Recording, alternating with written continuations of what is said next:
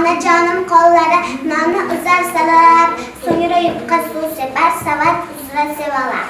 Chortoq tumani Yuksalish mahallasida joylashgan 6-sonli maktabgacha ta'lim tashkiloti 2023-yil to'liq qayta ta'mirlandi.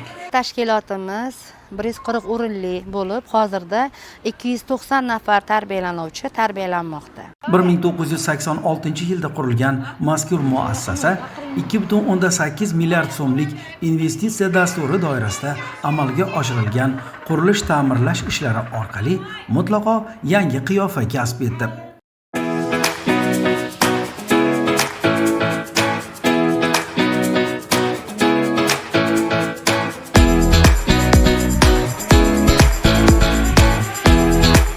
Bugungi kunda zamonaviy ta'lim talablariga to'la javob beradi. Yorug' va keng xonalar, qulay mebel, milliy ruhda bezatilgan ichki interyer, zamonaviy o'quv-tarbiyaviy jihozlar bilan ta'minlangan bu muassasada bolalar uchun barcha shart-sharoitlar yaratilgan. Hozirda rus tili, ingliz tili hamda mental arifmetika kurslari tashkil qilingan bo'lib, bolajonlarimiz respublika bo'yicha tashkil qilinayotgan tadbirlar, konkurslarda qatnashib, faxrli birinchi hamda oliy o'rinlarni egallab kelishmoqda. Ta'lim-tarbiya jarayonlari innovatsion metodlar asosida tashkil etilmoqda. Bolalarga tabiatni sevish va uni asrash tuyg'usini uyg'otish maqsadida tashkilot hududida maxsus eko yo'lakcha barpo etilgan. Bu yo'lakcha orqali tarbiyalanuvchilarga ekologik madaniyat asoslari o'rgatilmoqda.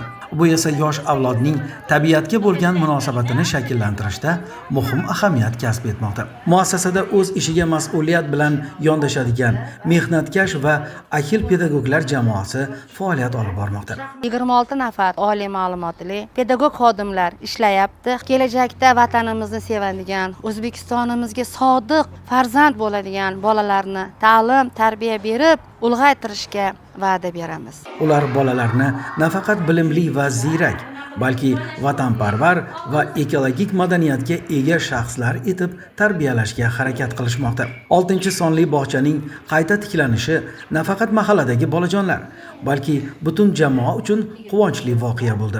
Prezidentimizga ming rahmat.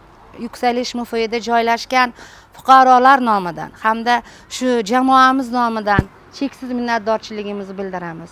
Bu kabi amaliy tashabbuslar Chortoq tumanida maktabgacha ta'lim tizimining izchil rivojlanayotganini ko'rsatib turibdi.